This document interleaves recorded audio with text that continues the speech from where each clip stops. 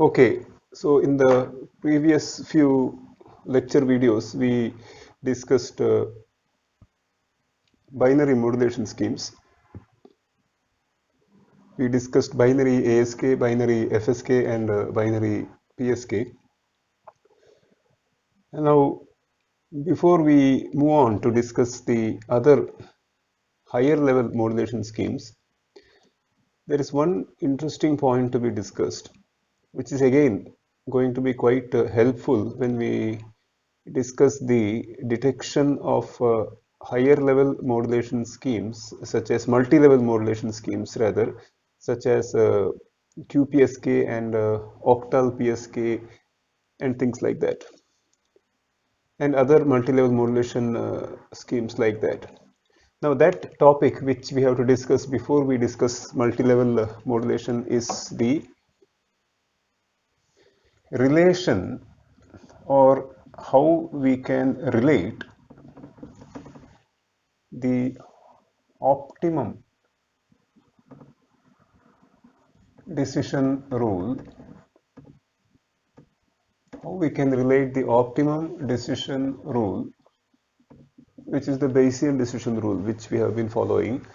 The optimum and Bayesian decision rule is the optimum decision rule under those assumptions which we made in the beginning videos, and those assumptions are perfectly valid.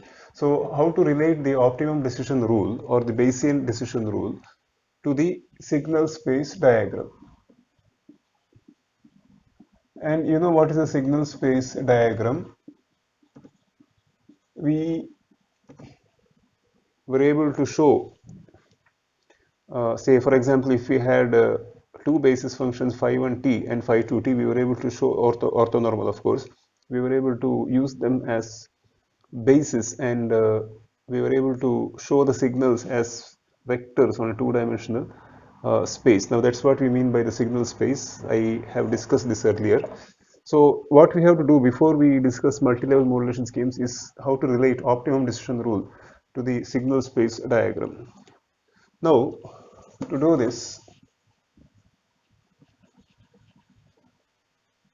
and in fact, we will do this for the three modulation schemes that we discussed so far, the three binary digital modulation schemes that we discussed so far, and we will extend that principle to other multi-level modulation schemes as and when required. So, recalling from detection theory, binary hypothesis testing, hypothesis H1 and H0, the two hypotheses, and we mapped them to signals S1t and S0t. This is the way we discussed. So we had initially discussed hypothesis detection, and then we said that if in place of hypothesis we are sending signals S1 and S0, how we will detect them, optimum decision rule. And to relate it to the digital communication system, binary digital communication system, we mapped this onto, say, bit 1 and this to bit 0, or this can be this signal. We can say that this is the signal that is given out by the transmitter when one of the binary symbols, two binary symbols is transmitted, or one of the two binary symbols is the output, and we can call that as a hypothesis H1. Similarly, when hypothesis H0 can be regarded as the situation when the information, the binary information source gives out the other symbol. And the correspondingly, we can say that for the other symbol, the signal transmission is S0. So this is the relation. We have discussed this in detail. This just to quickly recall so that we will get a continuity when we discuss how to relate the optimum Bayesian decision rule to the signal space. And we know that the optimum decision rule, I repeat, optimum decision rule here is the Bayesian decision rule because of the assumptions that we made. Bayesian decision rule is the optimum decision rule. The optimum decision rule is to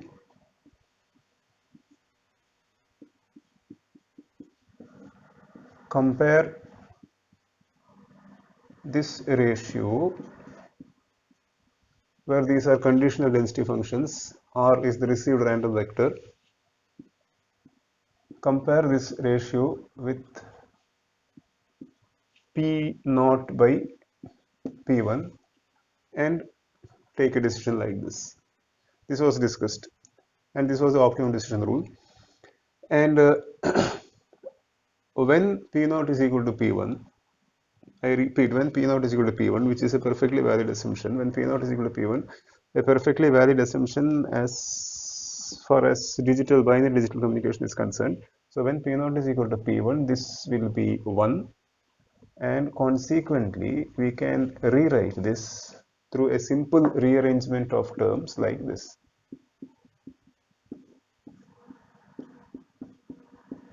Now this is called as a maximum likelihood detection rule or decision rule, because we are comparing the two likelihoods. These are likelihoods. Earlier, when this ratio was there, we used to call it as a likelihood ratio. So we are comparing the two likelihoods, and whichever is larger, we are taking a decision based on that. So this is a maximum likelihood detection rule. If this likelihood is the maximum, we have only two here. So if this likelihood turns out to be the maximum among these two, then you take a decision that H1 is the true hypothesis. Otherwise, you take H0 as the true hypothesis. So this is the maximum, like this becomes the maximum likelihood decision rule or detection rule, which is optimum if P naught is equal to P1. If P naught is not equal to P1, then this is not optimum, because then you will have to multiply this with P naught and this with P1. P naught was equal to P1, that's why it became 1. Otherwise, you would have had P naught and P1 here, and if you did a rearrangement like this, P naught would have been here and P1 would have come here. And then it is no longer a maximum likelihood detection, because you are scaling the likelihoods with P0 and P1. Anyhow, in our case, when P0 is equal to P1, we see that the optimum decision rule turns out to be this, which in turn says that the maximum likelihood detection becomes the optimum decision rule if P0 is equal to P1. And in our case, this is indeed the maximum likelihood detection is indeed the optimum decision rule. Okay, now with that background, so I just again quickly I'll relate, for the sake of continuity, I'll relate. If you want to view this in terms of signals instead of hypothesis, we can say probability density of received random vector given that signal S1 was transmitted, received random vector given S0 was transmitted. Or if you want to see in terms of bits 1 and 0, you can say probability density function of received random vector given that bit 1 was the output or was transmitted, similarly given that bit 0 was transmitted. Okay. So here onwards, if I use bit signals or H1, H0, you please relate this way. So now, with this quick background of our detection theory discussion, we will first take the case of binary PSK and we'll try to relate the optimum decision rule to the signal space diagram. So in binary PSK, hypothesis H1 implies signal S1T is transmitted. I'm going to map like this, and signal S1T was root 2 EB by TB cos 2 pi FCT. This was discussed in the previous videos, all these things, so I will quickly write it down. And hypothesis H0 signal S0T, and that was minus root 2 EB by TB cos 2 pi FCT. And we could write this as root EB phi t, and we could write this as minus root EB phi t. So we had only one basis function, and that basis function was root of 2 by TB cos 2 pi FCT, and that we used to call, or we call, as phi t. Now with additive white Gaussian noise corrupting the signals, for H1, for hypothesis H1, what we receive, the received sample, if I show a sample function of the received random process, we have root EB phi t plus the noise sample function, where this is a sample function of the additive white Gaussian noise, which is of zero mean, and two-sided power spectral density n naught by 2. Similarly, for h naught, we receive a sample function. If I show, it is this, where nt is again a sample function of the additive white Gaussian noise. And we know that, we have already discussed this, what we do is, if you recall the receiver block diagram, what we do is we multiply with the basis function, or you can say with something proportional to the signal S1T, S0 is actually, if I really go for the block diagram of the receiver, it was S1T minus S0T, and it turns out to be the same as phi t scaled. And then I had discussed at that time that phi t would do equally good as a signal in place of S1T minus S0T, and I told you to find out what happens. In fact, what happens is that the performance remains the same. So what we do is, instead of RT into S1T minus S0T, I have discussed this, I am just repeating it. Instead of multiplying RT with S1T minus S0T, we just do multiply it with phi t. Because even if you do S1T minus S0T, you are going to get S1T being root EB phi t and S0T being minus root EB phi t. If you subtract, you will get 2 root EB phi t. So you are going to get a scaled version of phi t itself. So you can use phi t. And this gives us the random variable R, which we are comparing with, which we are feeding into the decision device and taking a decision. This is how the decision rule works. And which means that in our case, in this case rather, R would be, so let me write like this, when H1 is the true hypothesis, R would be RT into phi t integrate 0 to TB, and TB is the duration of the signal. I have told you already, I may not repeat it always. So if I do that, I get root EB plus n, where n is nt into phi t integrate 0 to TB, and n will be a Gaussian distributed random variable. This is actually a sample value which I have given here, but it will be in general a Gaussian distributed random variable of mean 0 and variance n naught by 2.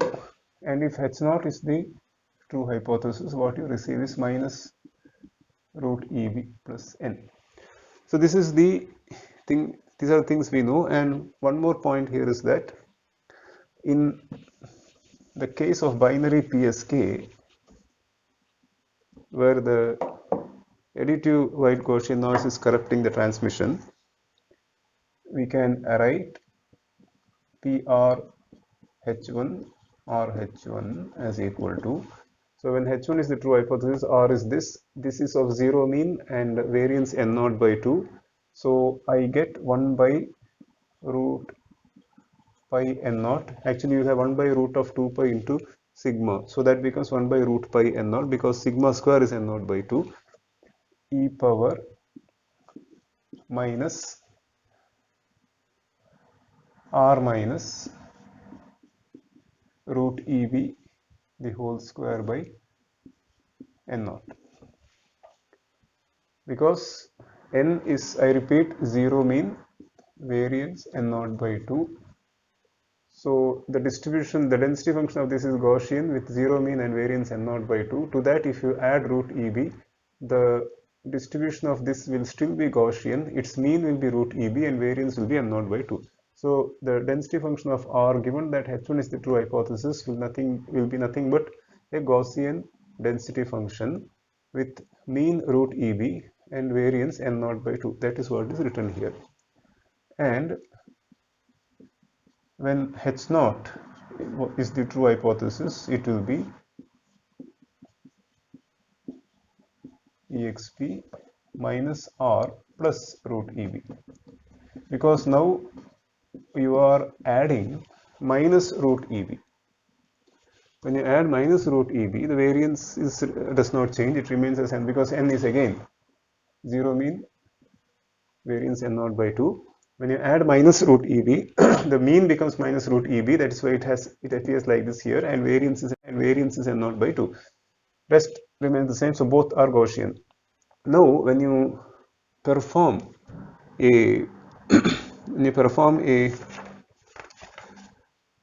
likelihood ratio test, you find out the likelihood ratio, you divide this by this, divide this by this.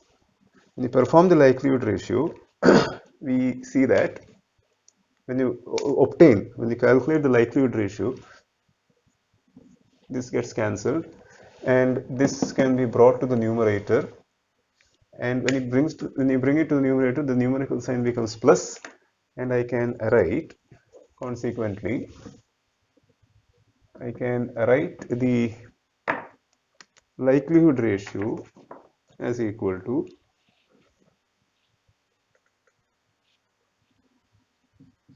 e power minus r minus root eb whole square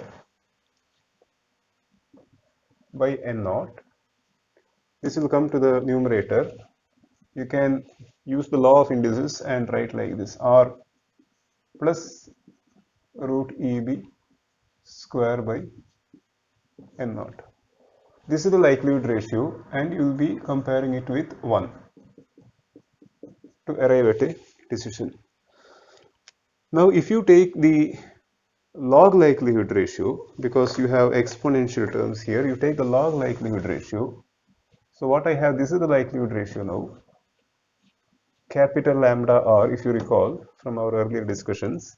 If I take the log likelihood ratio, I take the log of both sides of this relation that I have here, and I take the log likelihood ratio, I get minus r minus root eb square plus r plus root eb square 0, because natural log of 1 is 0. You take the log of this, the n naught that you have here can be dropped because it's not going to affect the decision. And this is how it looks like, and we can write this as equal to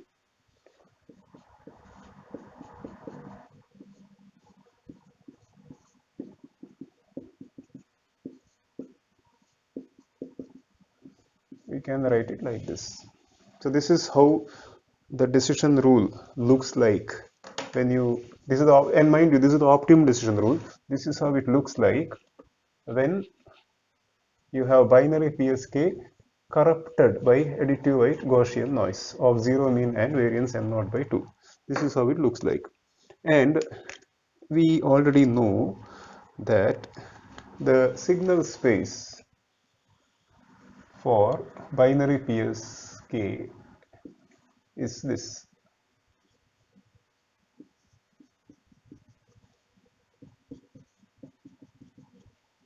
This corresponds to the vector representation of signal S1, or I can simply say this point corresponds to signal S1t, or maybe I can say this corresponds to bit 1, because I have mapped S1t to bit 1. So since we are talking digital communications, I will say this bit 1, this bit 0. This point corresponds to bit 1, this point corresponds to bit 0. Again, this is actually the point which corresponds to signal S1t. When you show that as a vector in the signal space, it's a one-dimensional signal space. This corresponds to signal S0t. And S1t is mapped onto bit 1, and S0t is, or in otherwise I can say bit 1 is mapped onto S1t, bit 0 is mapped onto S0t. And this is the signal space. And if we recall, R is nothing but RT phi t dt. Our phi t is real, otherwise I would have put a conjugate. Our phi t is real. This is what R is. So R is nothing but a projection. R is nothing but a projection of RT on phi t. Remember, this is akin to an inner product. It is an inner product. Actually, it's akin to a dot product between vectors. You take a unit vector and take a dot product of between that unit vector and some other vector, you will get the projection of that other vector onto that unit vector. That's exactly what we get when we take the inner product of rt and phi t.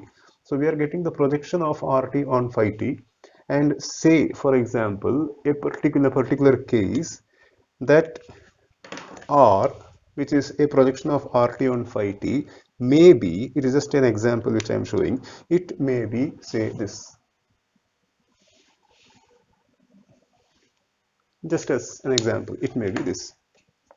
And we know that when H1 is the true hypothesis, R is root EB plus the noise sample value. Which means that if this were indeed the case, if this were indeed the R that we received, it means that since H1 was the true hypothesis, N would have had a negative value because R is less than root EB. So N should have a negative value because something should be subtracted from root EB to get R. Root EB is this, R is this. So this much is subtracted, and this must be the magnitude of the noise sample value that we had in that particular instant. For example, so, and the next time when you check, it may be somewhere here. The next time you check, it may be somewhere here. Okay, so that's what I mean. So this is one particular example. Let's say R happens to be this. If R happens to be this, when H1 is the true hypothesis, N is negative. If H0 were the true hypothesis, then R is minus root EB plus N. In this case, N is a positive value. That is why from minus root EB, it has pulled it all the way up to here on the other side of the axis. So if this were the case, if H0 were the true hypothesis, then N would have been a positive value, a large positive value compared to the magnitude here. The magnitude here should have been more. But the receiver doesn't know this. We don't know it. So we have to simply go by this decision. And what this decision actually, if you translate this onto this figure, what you see is whenever R plus root EB square is more than R minus root EB square, you are going to say H1 is the true hypothesis. Otherwise, you are going to say H0 is the true hypothesis. This means that when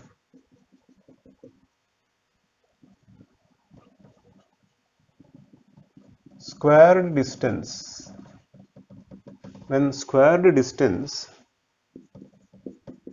between R, when squared distance between R and minus root EB, when squared distance between R and minus root, rather it's easier here, when square distance between R and root EB is more than the squared distance between R and minus root EB, we are going to say that H0 is the true hypothesis. When the square distance between R and root EB, square distance between R and root EB is more than the square distance between R and minus root EB. If you see here, this is the square distance between R and minus root EB. This is the square distance between R and root EB. So you are simply, from R you are subtracting root EB and squaring it. So this is the square distance between R and root EB, square distance between R and minus root EB. So whenever square distance between R and root EB is more than the square distance between R and minus root EB, you say H0 is the true hypothesis. Otherwise, you say H1 is the true hypothesis. So this is how we can view the hypothesis detection, which in our case is a symbol detection because we are discussing binary digital communication.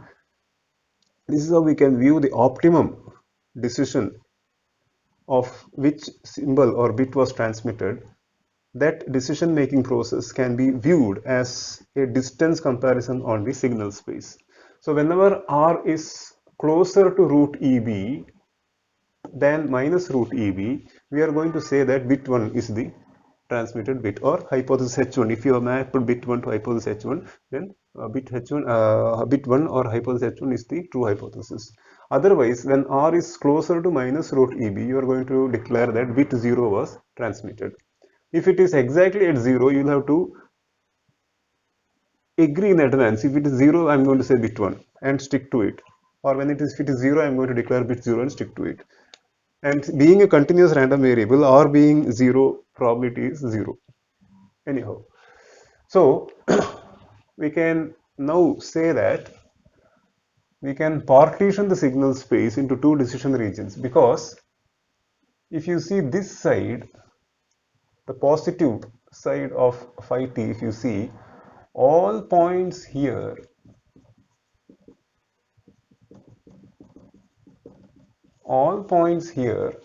closer to root EB than minus root EB. If you take any point here, it is closer to root EB than minus root EB, which means that if you receive R, which is here, then you simply say that H1 is the true hypothesis. So this side of the signal space diagram is for H1.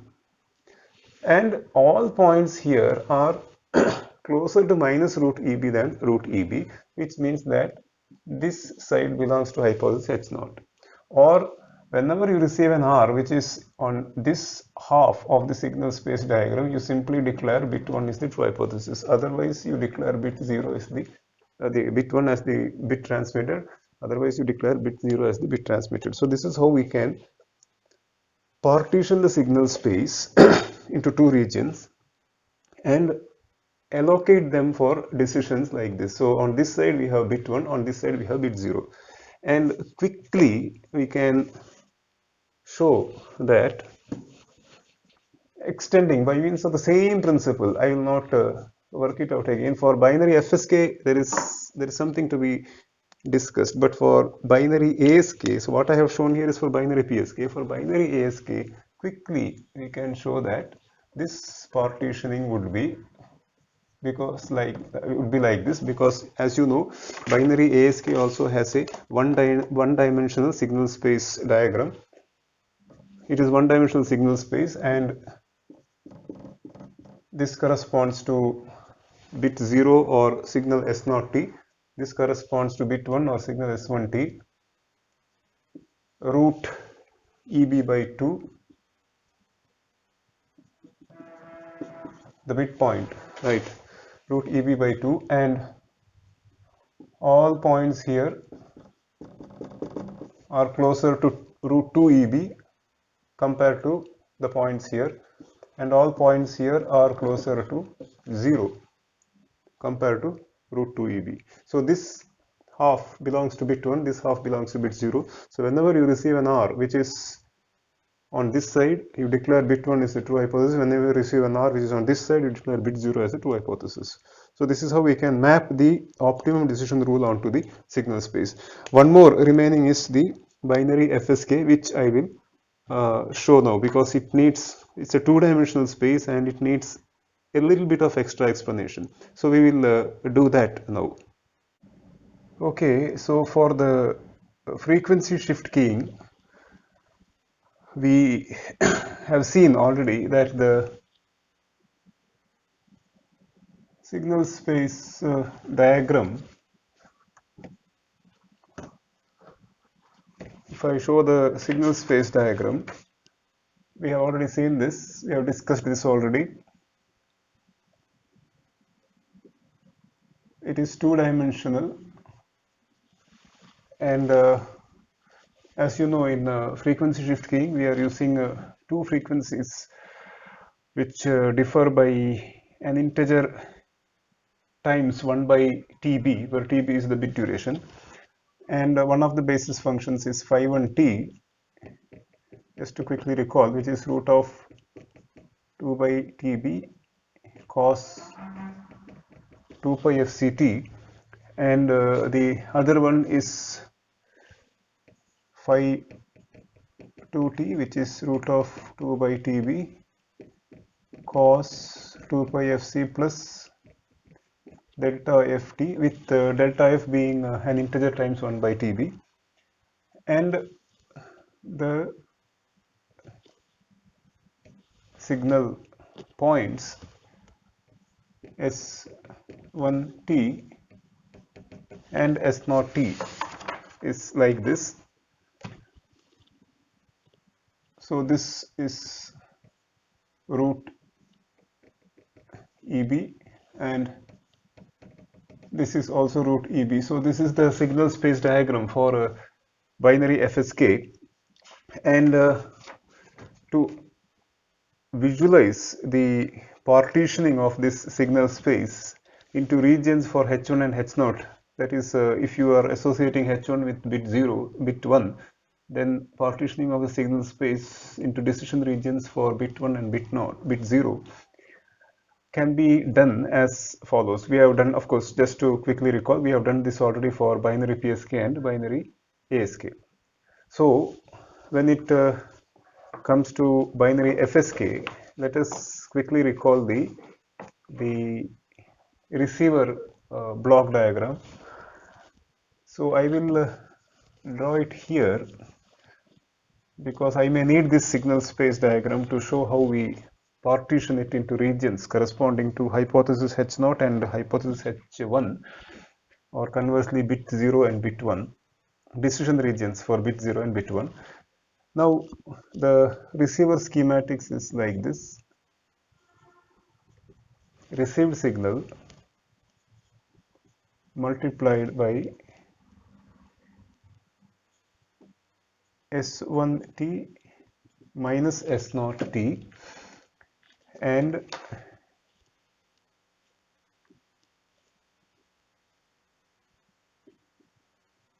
integrate from 0 to tb. This was discussed earlier, so I'll just draw the block diagrams and mention the various blocks. Integrate from 0 to tb, sample at the end of the integration to get the random variable gamma, and compare it with a threshold which is 0, and then with the help of the decision circuitry or the decision rule, that is, it is compare gamma with this threshold and take a decision. You get the decision here. That's how it works. This is the receiver schematics. And since S1 and S0 are root EB phi 1t and root EB phi 2t, I can simply write in place of S1 root EB phi 1t minus S0 I will write as root EB phi 2t, and I can drop root EB because it's just a scaling factor, and I can simply multiply the received signal with the difference of the two basis functions and perform this. You get the random variable here, which you compare with the threshold. I had asked you to find out what happens when the signal with which we multiply the received random variable is altered in this way. That means what happens when we just remove the scaling factor root EB to find out what happens to the threshold. I presume you have done that, and we can see that the threshold remains as 0 itself, and this is how it works. Now if say H1 is true, that is in terms of the assignment of the hypothesis to the bits, we have assumed that hypothesis H1 corresponds to bit 1. So when I say if H1 is true, I mean that hypothesis, when I say hypothesis H1 is true, I say that bit 1 is transmitted, or equivalent to signal S1t is transmitted. So when H1 is true, what we do here is, what we do in this part of it is received signal into phi 1t minus phi 2t dt. This is what we do. This is what we do here. And then of course sample at the end of the integration interval and you get gamma. Now if h1 is true, we know that RT would be root EB S1T plus noise. And consequently, we will get, when we perform this, and if we visualize RT as root EB S1T plus NT, I'm sorry, it is not root EB S1T, it is indeed S1T, it is S1T, which I can write as root EB phi 1T. Now, if this is RT and this is what RT is when H1 is true, then you can see that when you perform this, you are going to end up getting, if you perform this integration, you are going to end up getting, the result will be root EB, because phi 1T is being multiplied with this, root EB phi 1T into phi 1T. Phi 1T is a real function, so phi 1T into phi 1T, if you integrate from 0 to TB, you get the result as 1. So root EB plus phi 1T into NT gives the random variable N1. All these things have been explained earlier. So that's what happens when you evaluate this part, and then from that minus phi 2T into RT will be phi 2T into phi 1T. Root EB is of course there. Phi 1T into phi 2T, if you integrate, you will get the result as 0 because they are orthonormal.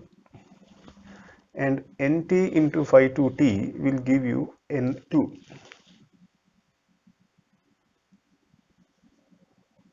And this minus sign is the minus sign that we have here. So this is what we get when H1 is the true hypothesis.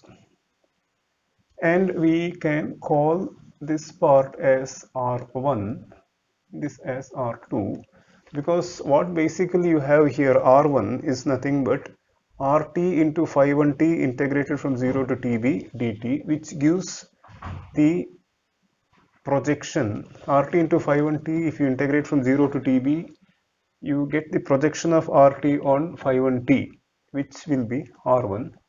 Similarly, if you do RT into phi 2T and integrate from 0 to TB, you will get the projection of RT onto phi 2T, which is R2.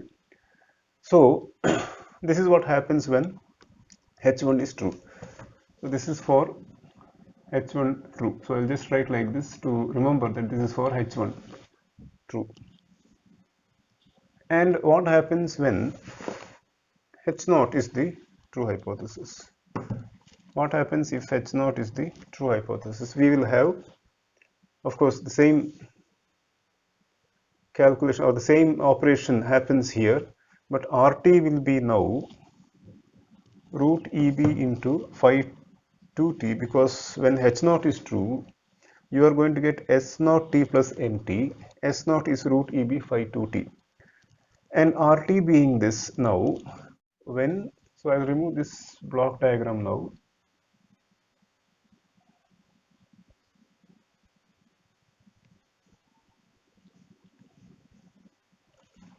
When H0 is the true hypothesis, we have this, and exactly the same way we got this, we can see that RT is this multiplied by phi 1T and integrate from 0 to TB, you will get 0 plus N1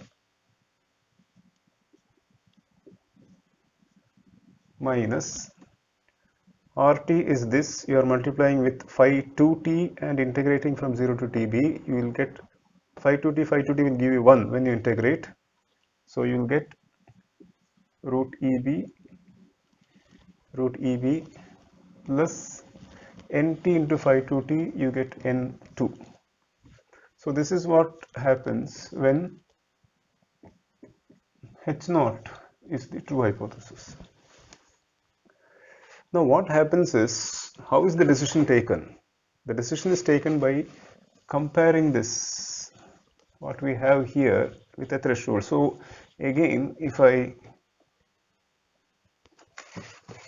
could write it down here, this will be R1 because it is the projection of RT on phi 1t. You are getting this by multiplying RT with phi 1t and integrating from 0 to t. So this is the projection of RT on phi 1t, and this being the projection of RT on phi 2t, it becomes, we call it as R2.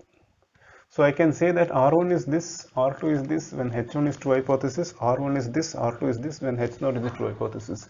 And a decision is taken by comparing, if you could recall that block diagram, a decision is taken by comparing R1 minus R2 with a threshold 0. So if it is more than 0, the threshold, this is 0 is nothing but gamma t, remember gamma t is 0. So if it is more than gamma t, where gamma t is 0, we say H1 is the true hypothesis, otherwise we say H0 is the true hypothesis. Otherwise we say H0 is the true hypothesis.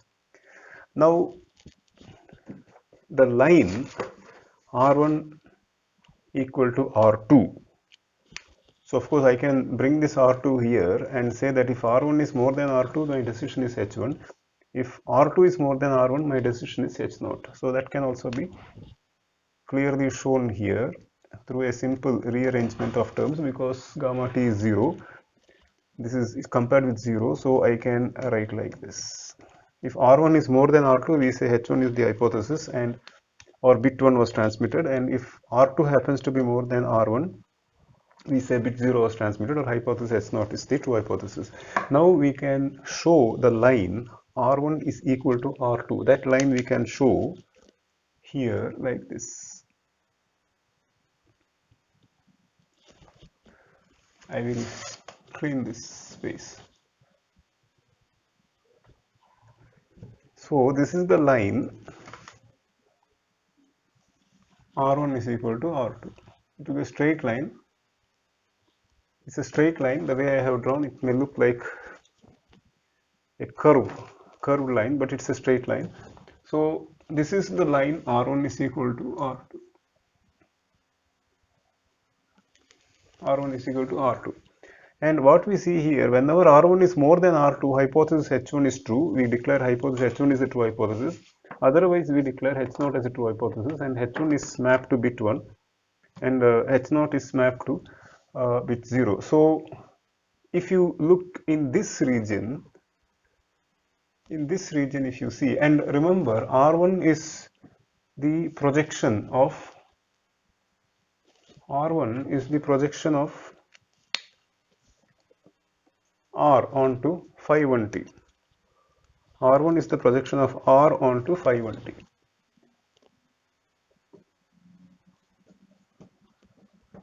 Projection of RT on phi 1t. So that will be on a projection of RT on phi 1t, and R2 is the projection of RT on phi 2t. And below this line, in this region, if you take any point below this line, you can see that R1 is more than R2.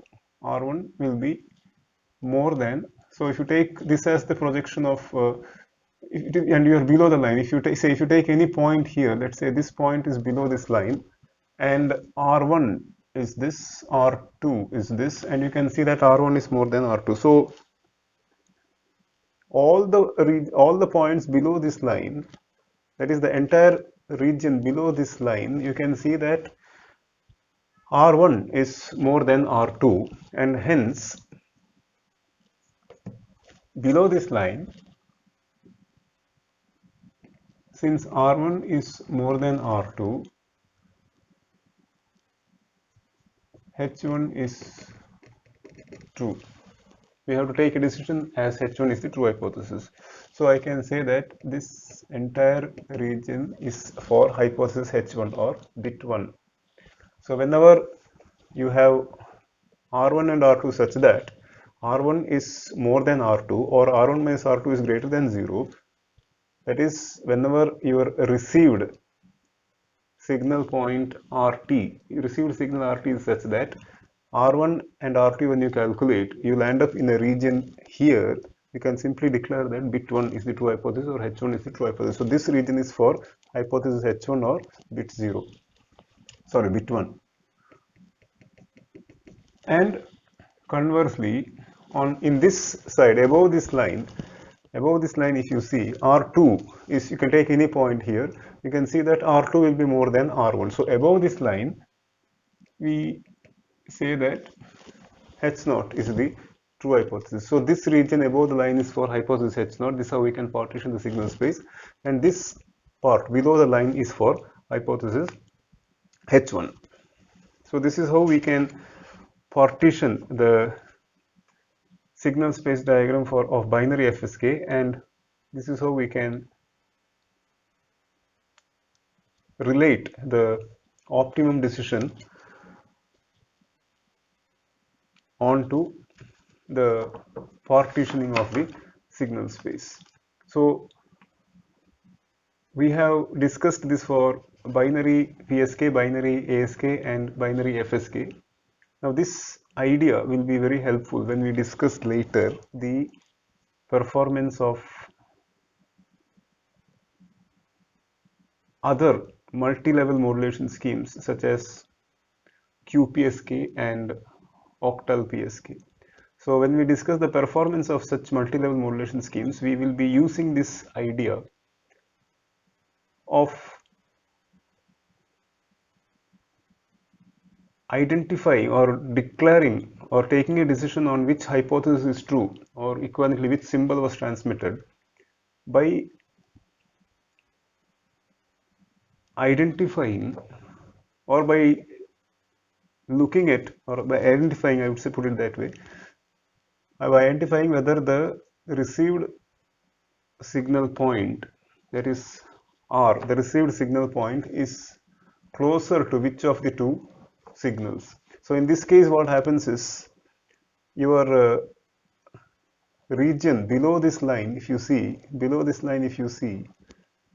all the points are closer to S1T, the signal point corresponding to S1T, than the signal point corresponding to S0T. Similarly, above this line, all the points are closer to the signal point S0T, signal point corresponding to signal S0T, than the point corresponding to S1T. So this idea will be used later, as I said, when we discuss the performance of multi-level modulation schemes such as QPSK and octal PSK, or even quadrature amplitude modulation. So it will be clearer how exactly we use this when we discuss the performance of such multi-level modulation schemes.